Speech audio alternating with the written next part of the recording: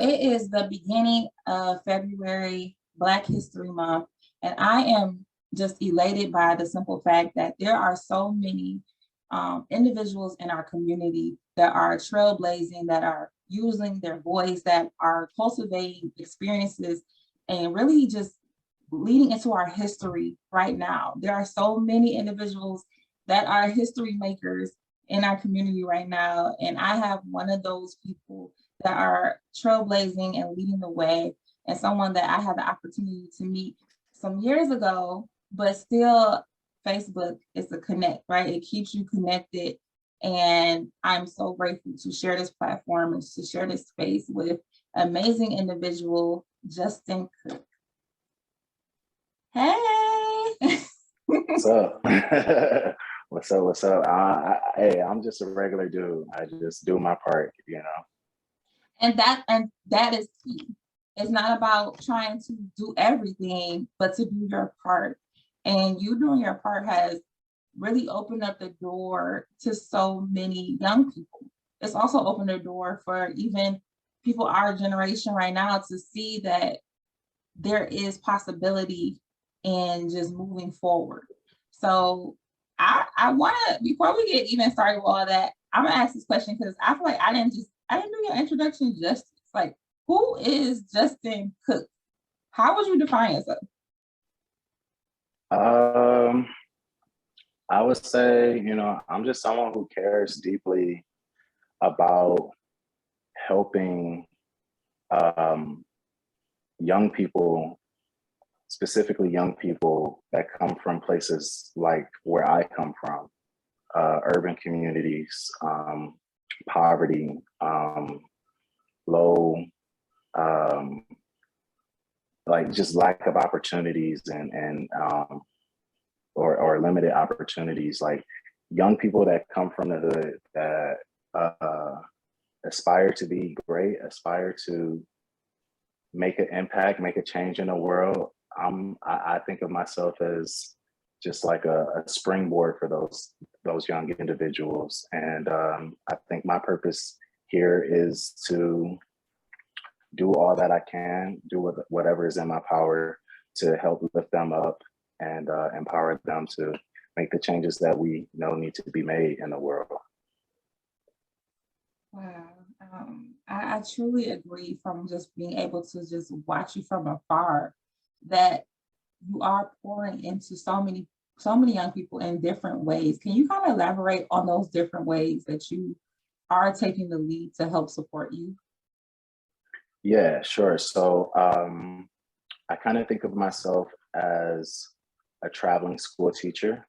I work with different schools and different school districts in Michigan. I've gone to Chicago and to Cleveland to teach and work with teachers in those areas.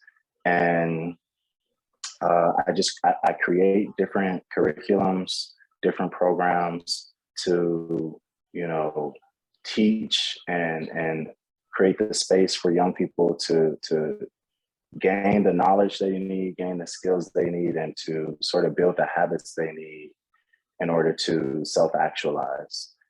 Some of the programs that I've created include something that I call Boss Up Boot Camp.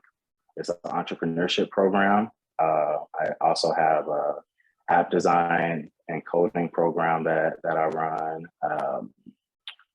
programs that focus on Black history, because I feel like, especially in public schools, a lot of what has happened in the past gets just overlooked or left out of the standard traditional curriculums. So, I run some programming in that space,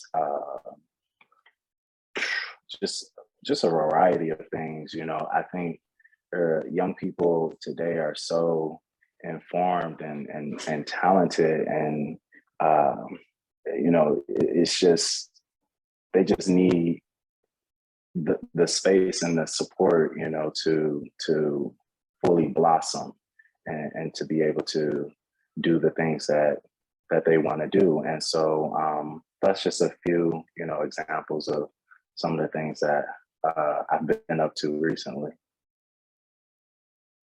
And that's just, and you just said a few, but those sound just so powerful, especially to young people, to be able to have not only a safe space, but a space they can learn, to grow, and a space where they can tap into things that they probably wouldn't tap into normally. And I kind of want to ask you, when did you get this inspiration or motivation to really go after supporting youth? Like, how old are you? What started that? Yeah, that's a good question. I remember, well, one moment sort of jumps out at me. And I remember when I was in college, I attended Saginaw Valley State University on a football scholarship. And one of the things that, well, regardless of any sport that you play, one of the things that student athletes that received a scholarship from the university sort of had to commit to is at least 2 hours of community service devoted to, a nonprofit organization of their choosing. And so some of the football players, and myself included, volunteered at the Boys and Girls Club.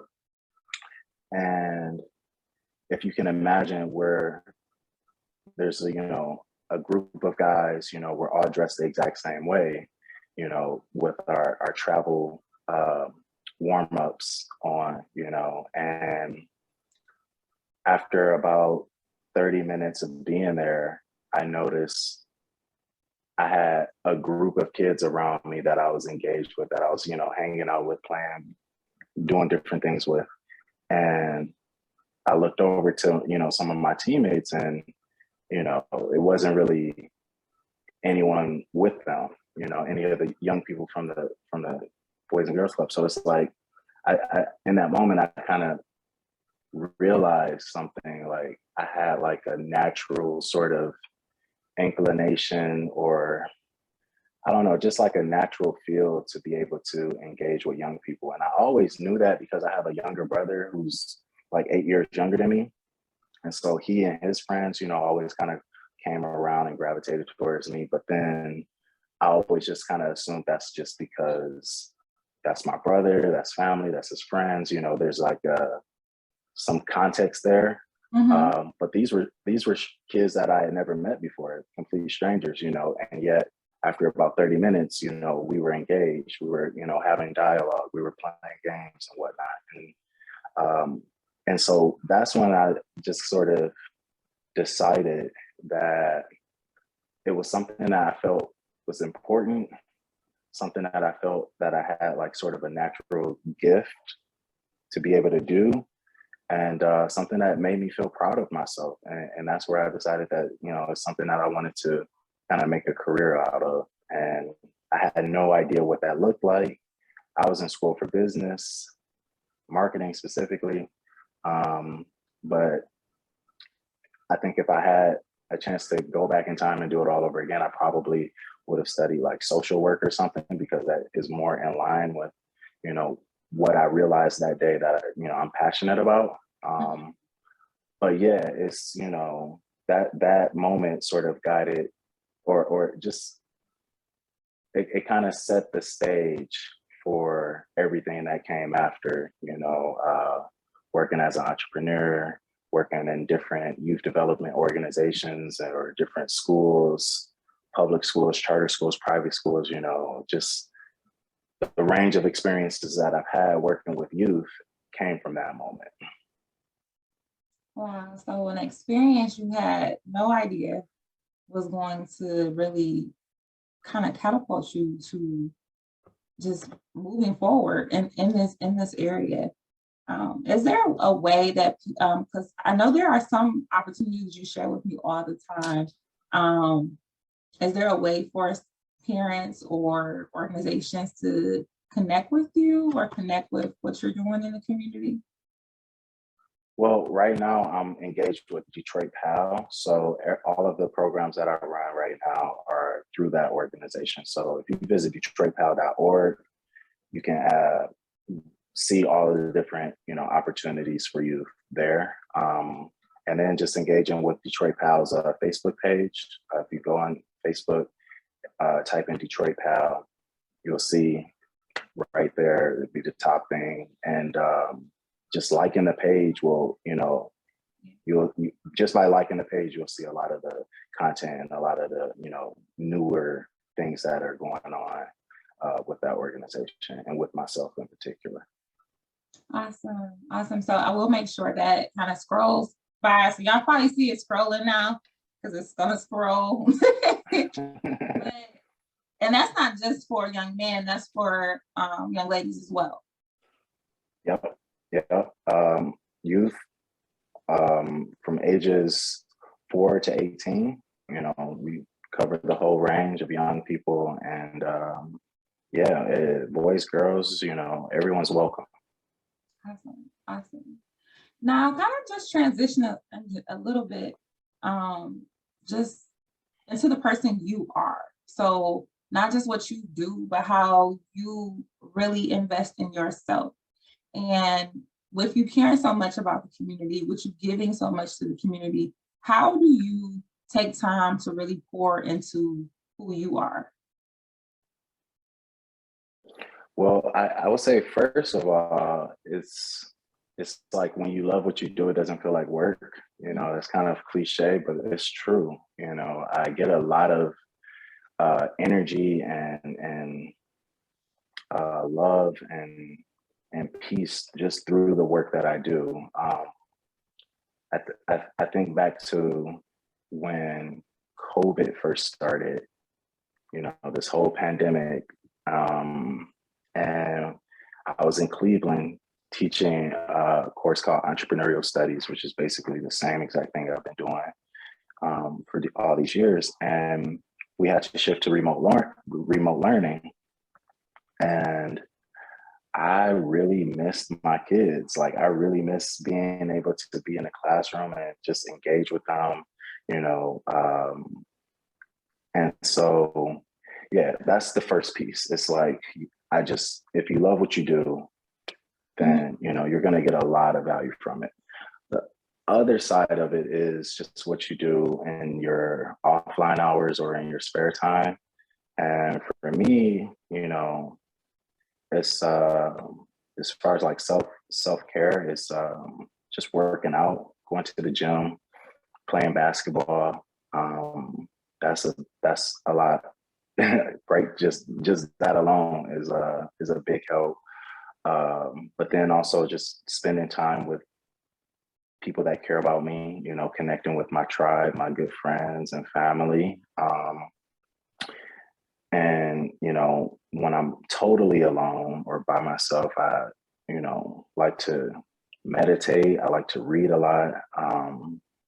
And, even watch TV, watch sports, play video games, just do something to kind of like unwind and decompress a little bit. So those are some of like my go-tos.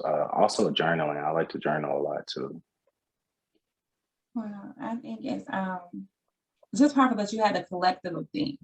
So it's not just one go-to, it's being able to have what's needed in that moment. Maybe it is that time you need to be by yourself, or maybe it's that time where you want to be surrounded by a tribe, or even just taking a moment back to just watch TV and not have anything to like be tied to, just having that moment. I think it's Yeah, if I could say one more thing, it's just, because there's so many different things that stress us out, so many different types of stressors and triggers. So it's good to have, a menu of different things that you can sort of activate to de-stress and just take care of yourself. Yeah.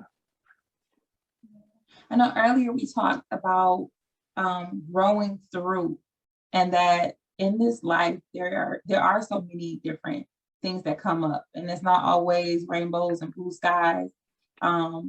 In the midst of being a leader, in the midst of growing, in the midst of doing things, sometimes it's hard to stop. Sometimes it's hard to hit the pause button, and it is important. Is there anything you can kind of share with us that in the midst of you being this leader, in the midst of you starting these different things for youth, is there anything that you had to grow through that really helped you to become the person you are today? Yes, yes, yes.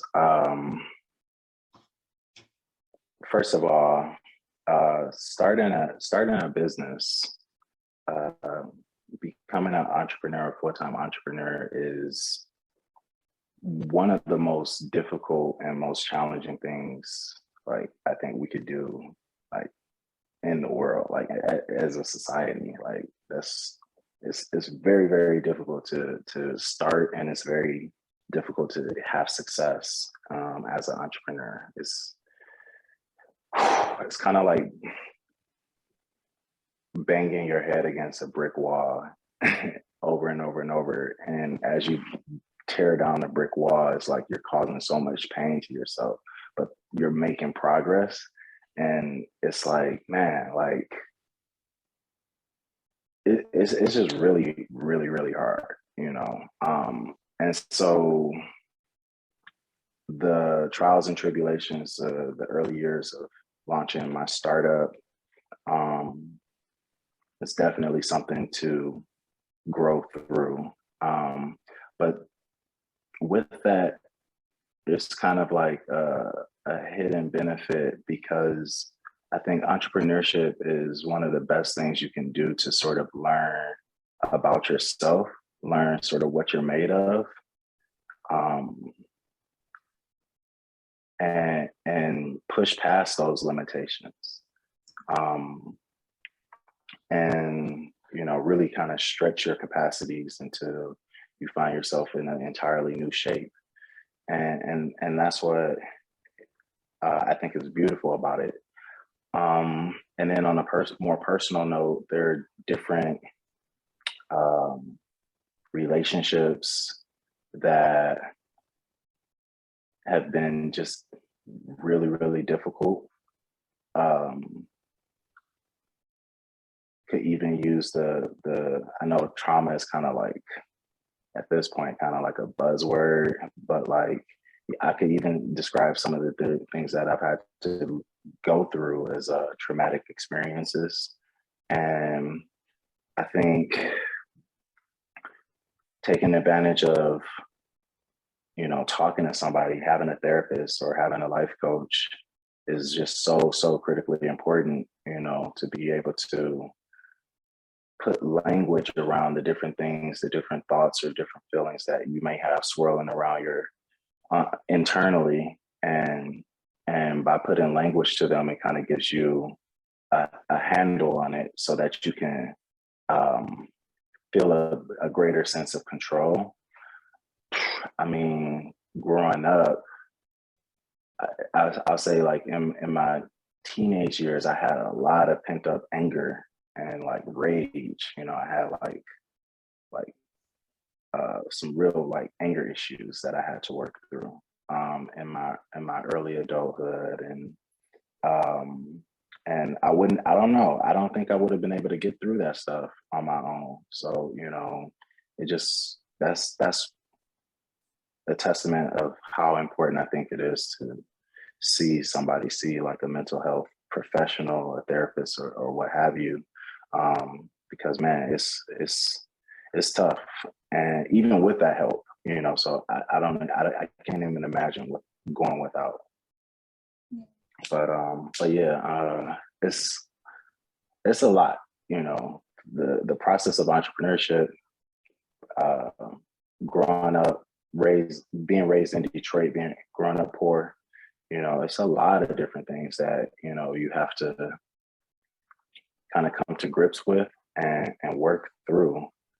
And I mean, I'm not a psychologist, or anything like that, so I can't express exactly what it is that you have to do or what types of things you have to, realize to experience a breakthrough. But, all I can say is, like, you have to talk to somebody that can provide that sort of counseling and support. I just want to take the moment to really say thank you for being vulnerable. And I think you share with us,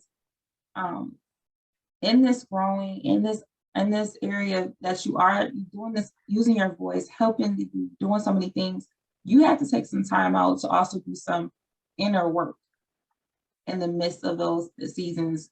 Rather, it was working on anger or rage, rather it was talking to someone about relationships and the traumatic experiences, even if it was growing up and what you've been through as as youth yourself.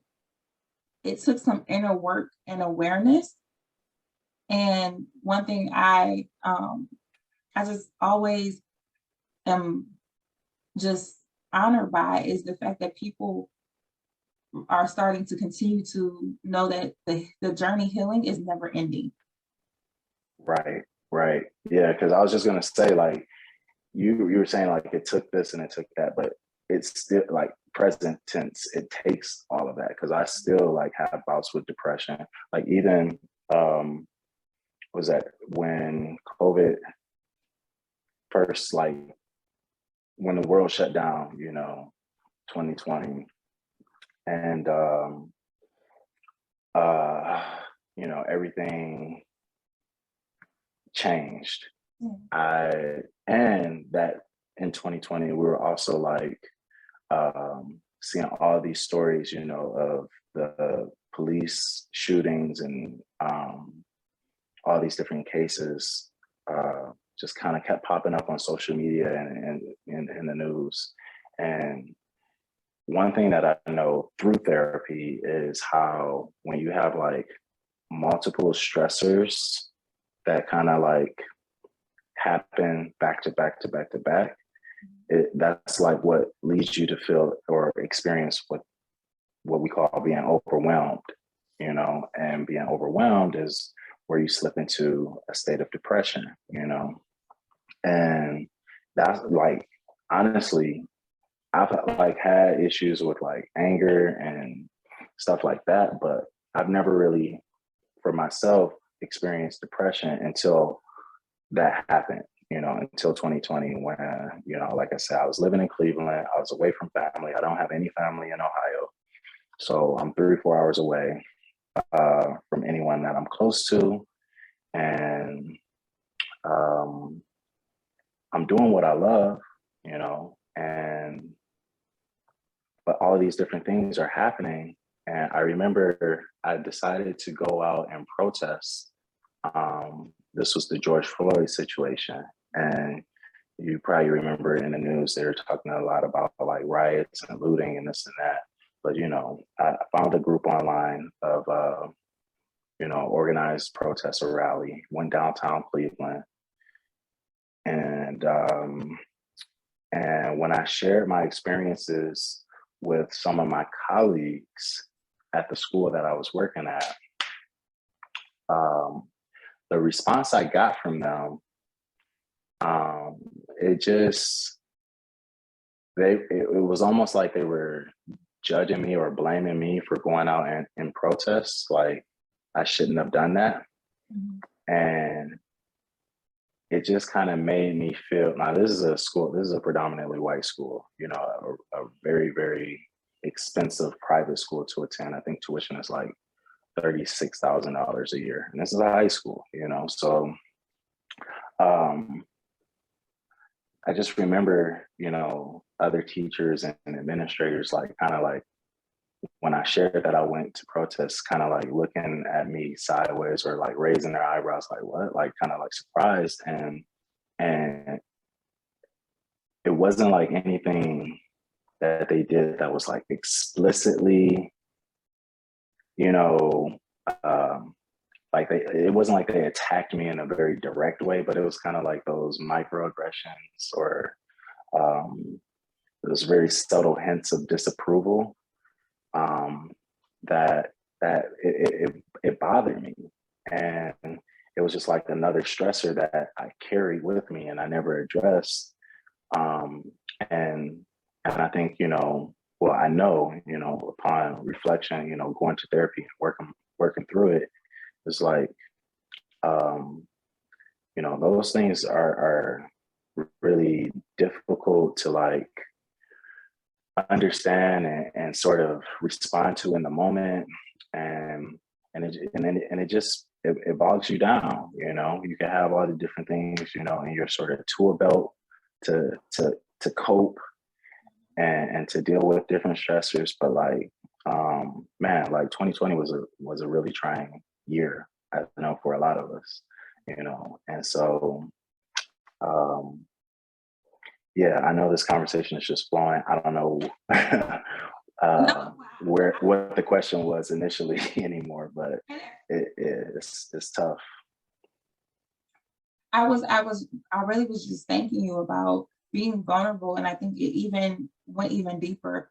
And I'm so appreciative that you talked about how 2020, it really it didn't just impact you in just one way. It had multiple ways that it was impacting you. And Mhm. at some point, what was that point that you said, okay, I need to talk to somebody? What was that point? Honestly, it wasn't until one of the administrators at the school pulled me aside. Actually, it was at the end of the school day. So we sat outside the end of the school day and just kind of talked about what was going on. And that's where I like opened up about what my experiences were and how I was feeling. Um, and at that point, it was towards the end of my contract. I was contracted to teach for 3 semesters. So this was the third and last semester. So my whole thing was, I was just like, look, I've never canceled or walked away from a contract in the middle of it. Like, I've completed everything up until that point. So I just was just focused on finishing. And then after I finish, I could process and deal with myself after. But it was impacting my work. It was actually like visibly, um, like it was noticeable. Like, as far as just how I would show up in class, like how like I wasn't my normal self as an instructor, and so when people can see that means this, like, something real is happening, something serious is going on. And so that conversation is what led me to say, okay, um, it's not just like minor. It's not something that I could just kind of continue to push off and address it later.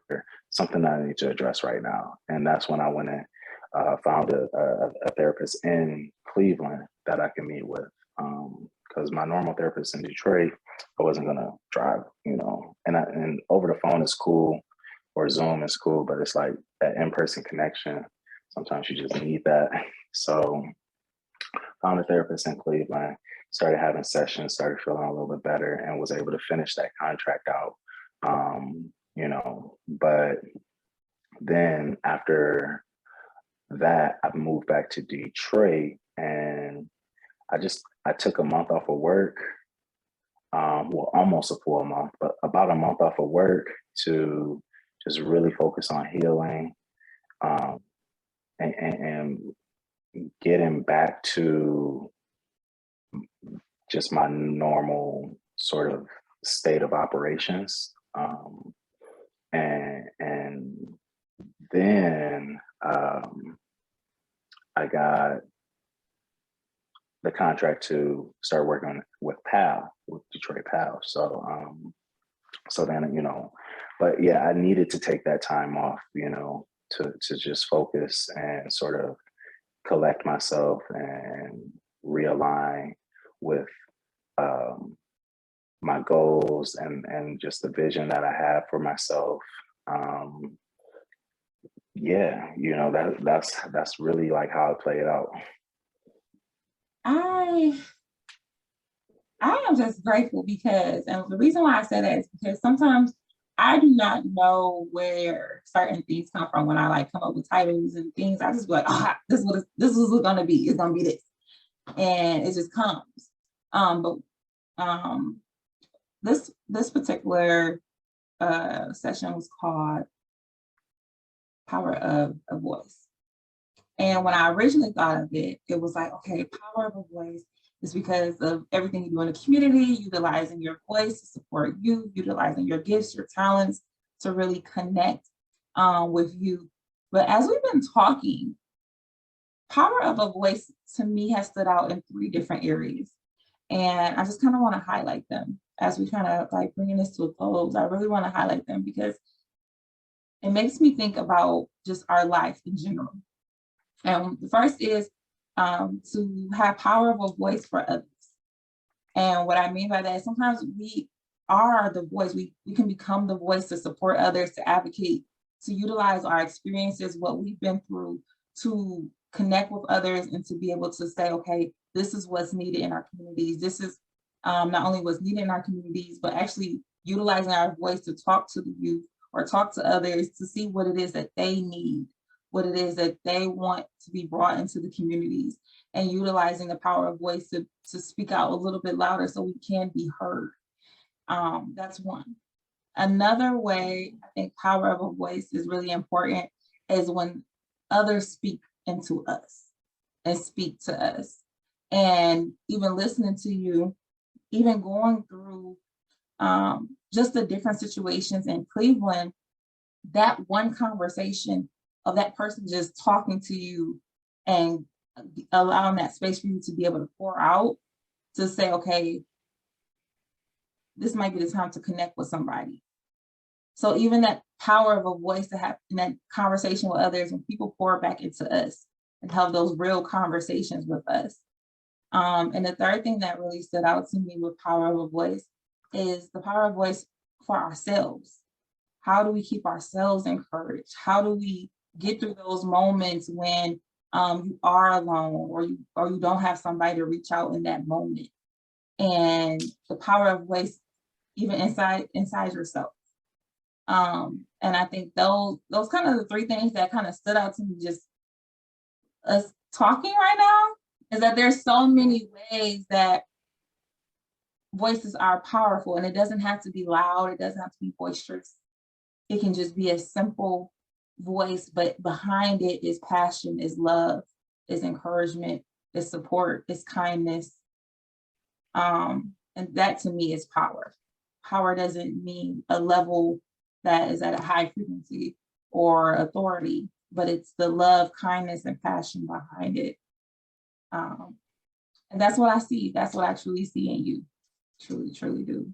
So I'm really grateful that you like spent this time with me, opened up and just shared so much. But before we end, I kind of ask this question to everybody, but what does manifestation mean to you? Let me think about that for a moment. Okay.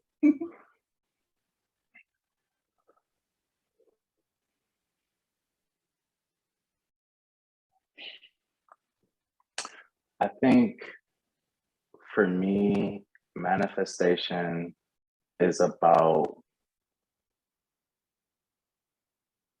declaring, manifestation is about making a declaration and standing in that declaration in the face of any sort of obstacle or limitation or barrier. It's holding true no matter what. Like, and I think when you make a declaration and you really commit your entire being to that, that's where things go from being, a sprawling or sort of nebulous idea,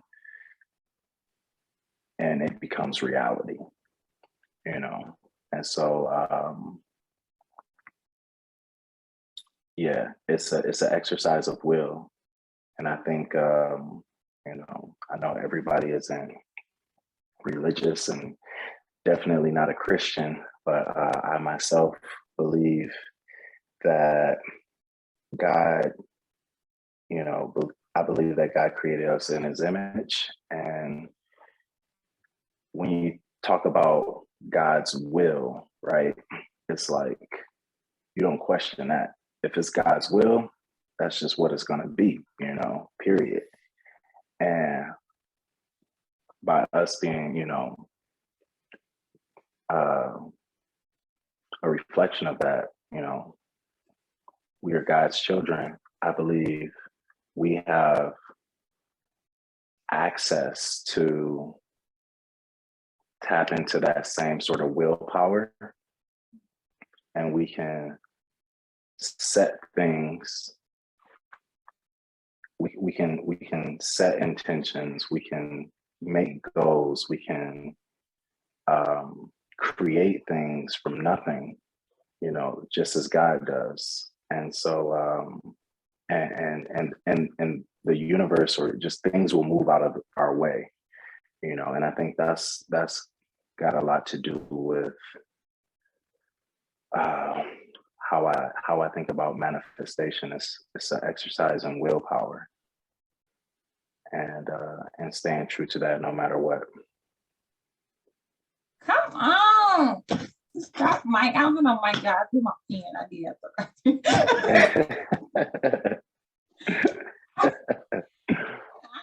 I'm so grateful because this definitely just filled the room. It really did. It filled the room. And I'm grateful for you being here, sharing a part of you.